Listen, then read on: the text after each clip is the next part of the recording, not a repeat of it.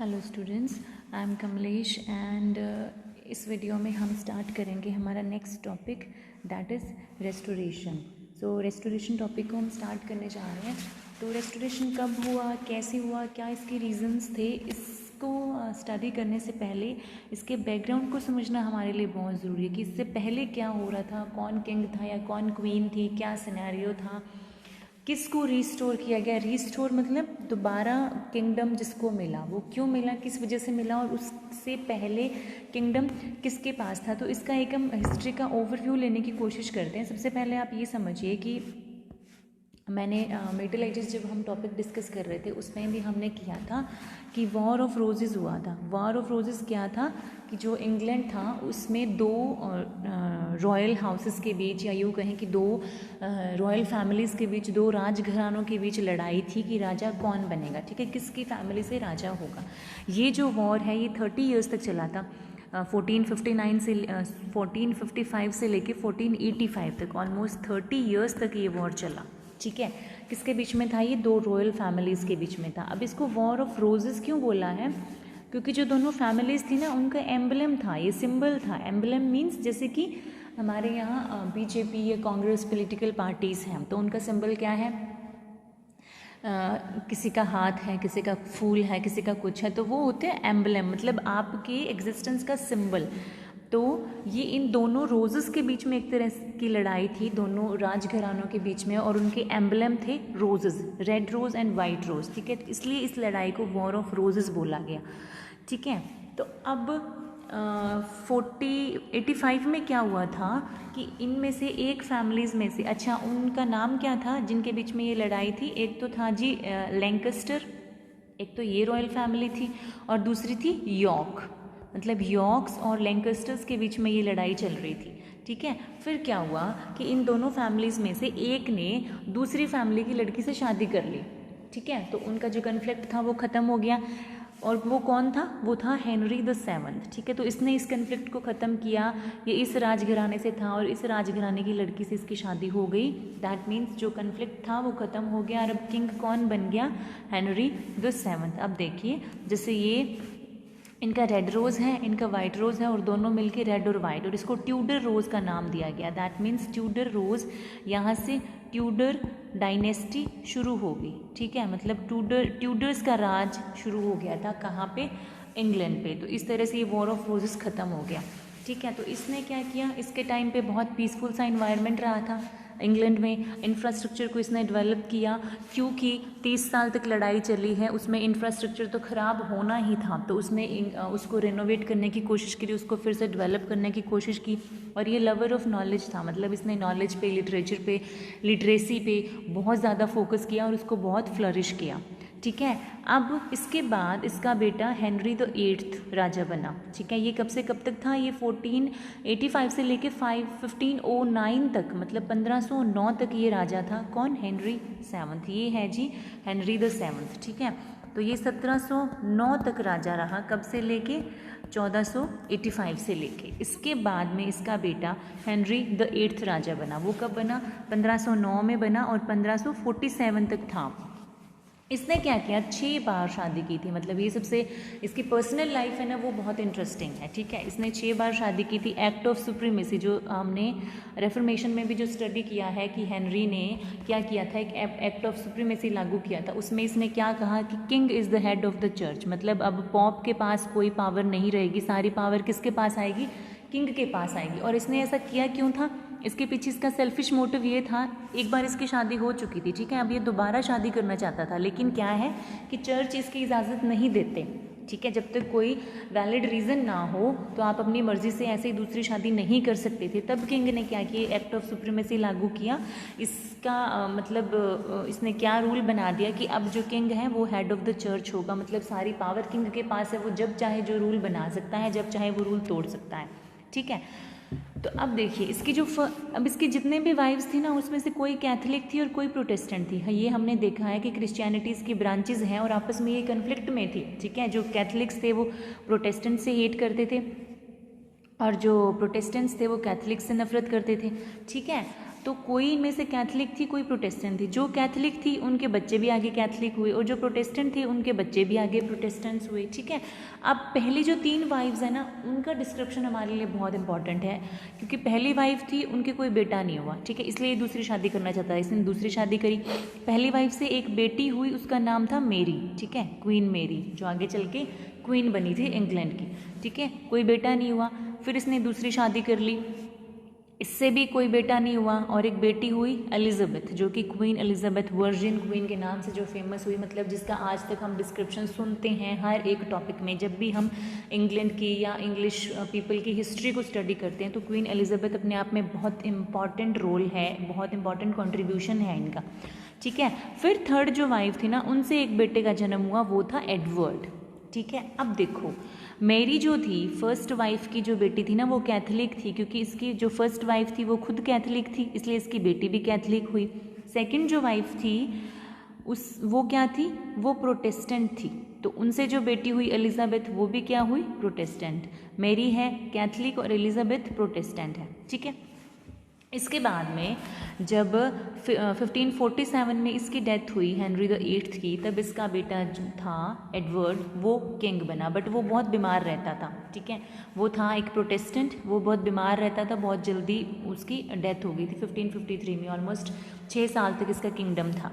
इसके बाद में क्वीन कौन बनी, इसके बाद में मेरी, जो कि इसकी फर्स्ट वाइफ की बेटी थी ना, वो क्वीन बनी, क्वीन मेरी। इसको ब्लडी मैरी भी बोला, क्यों बोला, क्योंकि देखो ये कैथलिक थी खुद, तो इसने हज़ारों प्रोटेस्टेंट्स को एग्जीक्यूट किया, फांसी की सज़ा दे दी, ठीक है। इसने बहुत रिलीजियस केओस क्रिएट किया था इंग्लैंड में, मतलब बिल्कुल भी पीसफुल एनवायरनमेंट नहीं था, हज़ारों लाखों लोगों को इसने फांसी दी थी जो कि प्रोटेस्टेंट थे। क्योंकि ये खुद कैथलिक थी, इसलिए इसको ब्लडी मेरी भी बोला गया, क्योंकि इतने ज़्यादा लोगों को मारा, that is why she was called, she still called bloody मेरी, ठीक है।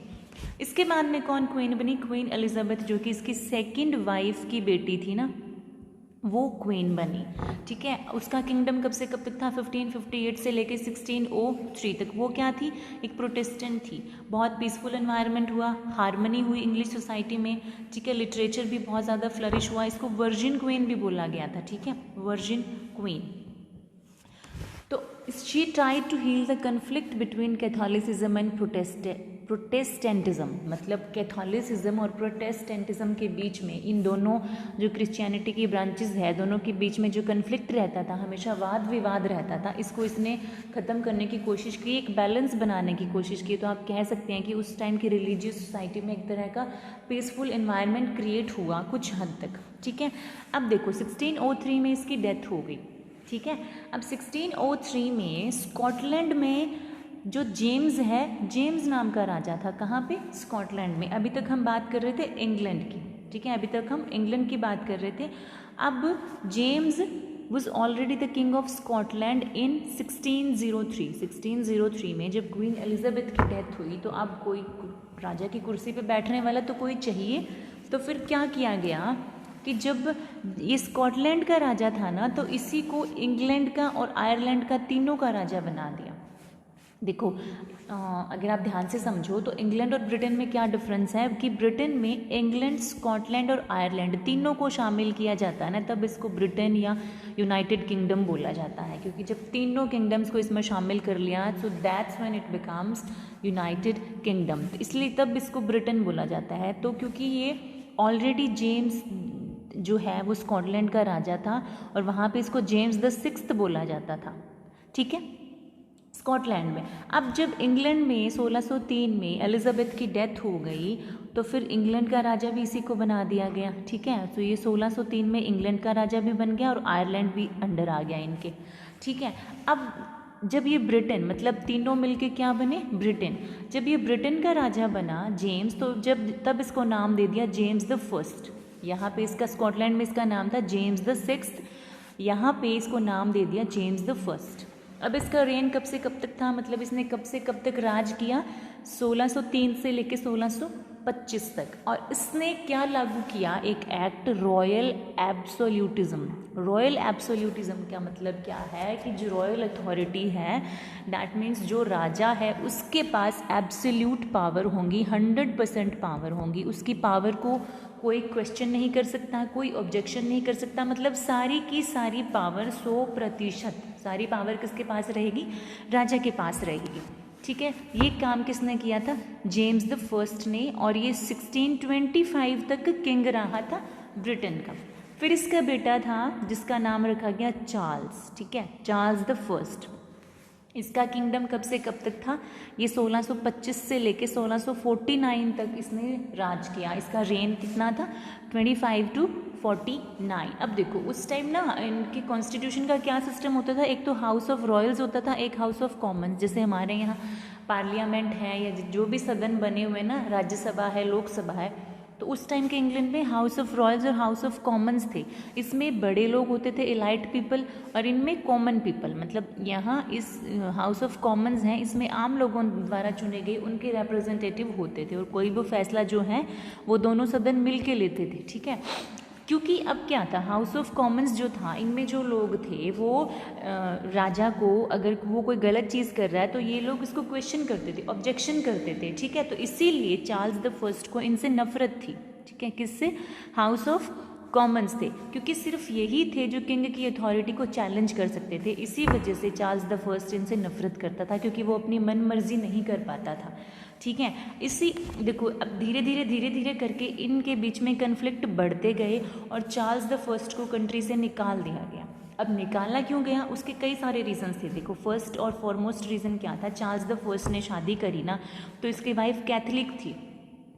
अब अगेन लोगों को लगने लगा कि वाइफ कैथलिक है तो बच्चे या तो कैथलिक होंगे या प्रोटेस्टेंट होंगे, मतलब अगेन रिलीजियस टेंशन शुरू हो जाएंगे इंग्लैंड में। मतलब मुश्किल से क्वीन एलिजाबेथ के बाद से जो रिलीजियस कन्फ्लिक्ट है वो ख़त्म हुए हैं। मतलब जो कैथोलिसिज्म और प्रोटेस्टेंटिज्म के बीच में जो कन्फ्लिक्ट था, जो वाद विवाद चल रहा था, वो जो मुश्किल से बैलेंस हुआ है, अब फिर से रिलीजियस टेंशन्स बढ़ जाएंगी। एक तो लोगों को ये था, दूसरा क्योंकि ये जो इसकी वाइफ थी ना, ये फ्रांस से थी। ठीक है, और फ्रांस और इंग्लैंड का आपस में वैसे ही कन्फ्लिक्ट चलता था। इन फ्रांस की और इंग्लैंड की बनती नहीं थी, पहले ही एक दूसरे के दुश्मन थे, तो ये रीज़न हो गया। दूसरा क्या था कि जो ट्रेजर था ना, जो मतलब सरकारी संपत्ति थी या जो पैसा था, उसको ये लूटने की कोशिश करता था। मतलब सिर्फ अपने पर्सनल यूसेज के लिए उसको यूज़ करता था, अपने प्लेजर के लिए उसको यूज़ करता था। ठीक है, लोगों के बेनिफिट के लिए, लोगों की डेवलपमेंट में इसका कोई इंटरेस्ट नहीं था। ठीक है, तो इसलिए हाउस ऑफ कॉमन्स क्या था, इसके खिलाफ था। तीसरा इसने शिप मनी लेनी शुरू कर दी। शिप मनी क्या होती थी उस टाइम पे, नेवी को चलाने के लिए खर्चा चाहिए, और वो खर्चा कहाँ से निकलता था, लोगों से निकलता था। शिप मनी बोलते थे उसको, या आप टैक्स कह लो। तो इसने उसको बहुत ज़्यादा बढ़ा दिया था। ठीक है, तो इस वजह से आम लोग इनके खिलाफ थे। तीसरी फाइनल मिस्टेक इसकी क्या थी कि इसने ना 11 साल तक पार्लियामेंट की मीटिंग ही नहीं होने दी। मतलब हाउस ऑफ रॉयल्स की और हाउस ऑफ कॉमन्स की मीटिंग ही नहीं होने दी। कम से कम 11 साल तक इसने उनको मिलने ही नहीं दिया। इस टाइम को क्या बोला गया था, 11 ईयर्स टिरनी। इसको टायरनी मत बोलिएगा, दिस इज प्रोनाउंस्ड टिरनी। ठीक है, तो 11 ईयर्स टिरनी होते हैं अत्याचार, तो इस टाइम को 11 ईयर्स का अत्याचार बोला है, इसको एक टर्म दे दी है। मतलब 11 साल तक इसने कोई मीटिंग उनको करने ही नहीं दी। तो मतलब और भी ज़्यादा जनता थी जो वो भड़क गई थी। ठीक है, इसके बाद क्या हुआ, फिर स्कॉटलैंड के साथ इसका वॉर शुरू हो गया। ठीक है, किसका, चार्ल्स द फर्स्ट का स्कॉटलैंड के साथ युद्ध शुरू हो गया। अब इसको फंड चाहिए, युद्ध को चलाने के लिए, युद्ध करने के लिए पैसा चाहिए, खर्चा चाहिए। पार्लियामेंट ने मना कर दिया देने से, क्योंकि ऑलरेडी ये पार्लियामेंट की बात नहीं मानता था। इनके बीच में कन्फ्लिक्ट था, पार्लियामेंट ने कहा कि हम तुम्हें पैसा नहीं देंगे। ठीक है, तो इसलिए इसकी जो नफरत थी पार्लियामेंट के लिए वो और भी ज़्यादा बढ़ गई। इसने क्या किया, फिर 1642 में पार्लियामेंट पे चढ़ावा बोल दिया, मार्च्ड ऑन, मतलब उस पर चढ़ाई कर दी 300 सैनिकों के साथ कि मैं सारी पार्लियामेंट के जितने भी मेंबर्स सबको मार दूंगा और सिर्फ मेरा राज चलेगा। ठीक है, लेकिन वो उसमें सक्सेसफुल नहीं हो पाया। फिर क्या हुआ था, वो भाग गया इंग्लैंड से, इंग्लैंड छोड़ के वो छुप के भाग गया। और कहाँ चला गया, वो फ्रांस में चला गया। ठीक है, फ्रांस में जाके छुप गया। तो 1625 से लेके 49, ठीक है, 42 में ये सारा किस्सा हुआ था कि इसने उस पर चढ़ाई की थी। लेकिन बाद में ये भाग गया। दैट मीन्स 1642 में जो सिविल वॉर था वो ख़त्म हो गया। सिविल वॉर कौन सा था?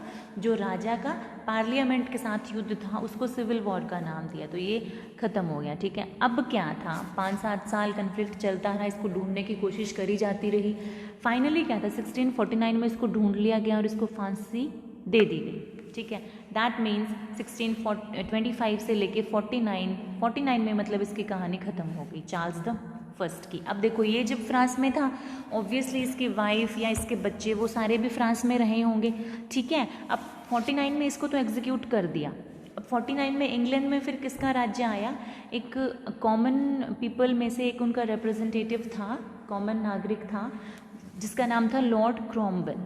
ठीक है, वो लॉर्ड प्रोटेक्टर बन गया, हेड ऑफ द स्टेट बन गया। क्योंकि ये रॉयल फैमिली से नहीं था इसलिए इसको किंग नहीं बोला गया। तो किसका राज्य हो गया? मतलब आम लोगों में से चुने हुए किसी बंदे को सारी अथॉरिटी दे दी गई, उसको लॉर्ड प्रोटेक्टर बोल दिया गया, हेड ऑफ द स्टेट। ठीक है, और ये कब से कब तक? 1649 से 1653 तक। इसको फिर इस टाइम को क्या बोला गया? इंटीरेगनम। इंटीरेगनम वो टाइम था मतलब जब इंग्लैंड में किसी रॉयल फैमिली के राजकुमार या राजकुमारी के पास किंगडम नहीं था, बल्कि आम जो पब्लिक थी उसमें से एक रिप्रेजेंटेटिव चुना गया था जिसको कि पूरी अथॉरिटी दी गई थी। तो इस टाइम पे क्या है? इंग्लैंड एक रिपब्लिक बन गया था, मतलब रिपब्लिक जिसमें आम जनता का चुना हुआ जो बंदा है वो उनको उसके पास सारी अथॉरिटी है। ठीक है, सारा एडमिनिस्ट्रेशन वो होल्ड करता है। ठीक है, तो इंग्लैंड रिपब्लिक बन गया था। तो ये उस टाइम लीडर फिर कौन हो गया इनका? Lord Cromwell. अब ऑलमोस्ट ये टाइम 1649 से लेके 1660 तक चला था। ठीक है, अब 1660 में क्या, क्योंकि देखो 53 में लॉर्ड क्रॉमवेल की डेथ होगी, फिर इसका बेटा था, क्रॉमवेल का बेटा था रिचर्ड। उसने कोशिश करी कि वो पूरा देश संभाले बट वो नहीं संभाल पाया। ऐसा फिर क्या हुआ? वो बहुत वीक प्रूव हुआ।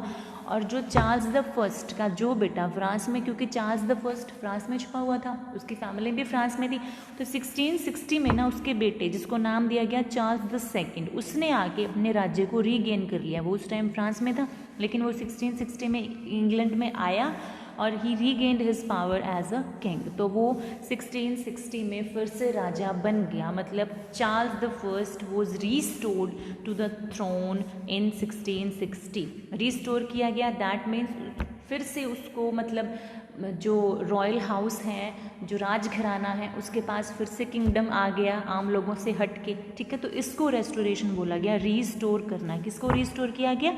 चार्ल्स द सेकंड को। कब? थ्रोन मतलब सिंहासन, मतलब राजा की कुर्सी पे इसको बिठाया गया। कब बिठाया गया? 1660 में। सो ये था पूरा बैकग्राउंड।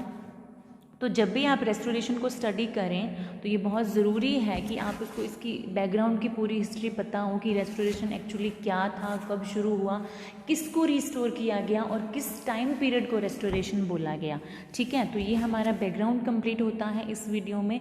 सो हम रेस्टोरेशन को हमारी नेक्स्ट वीडियो में शुरू करेंगे। आई होप कि आपको उसके बैकग्राउंड का पूरा कंसेप्ट क्लियर हो गया होगा, क्योंकि विदाउट दिस आपको ये रेस्टोरेशन बिल्कुल समझ नहीं आएगा। ये चीज़ सिर्फ आपकी अंडरस्टैंडिंग के लिए थी। अब ये मत पूछेगा कि मैम इसको लर्न करें कि अंडरस्टैंड करें। This was just to make you understand in a better way, कि ये चीज़ आपको अगर समझ आएगी पूरी क्या था पूरा सिनेरियो, पूरी स्टोरी, तब आप रेस्टोरेशन को इजीली अंडरस्टैंड कर पाएंगे। ठीक है, तो अंडरस्टैंडिंग वहाँ तक की, जो आपका लर्निंग का पार्ट है वो यहाँ से शुरू होगा। ठीक है, तो वो हम नेक्स्ट वीडियो में करेंगे। So keep learning, keep growing and keep loving literature.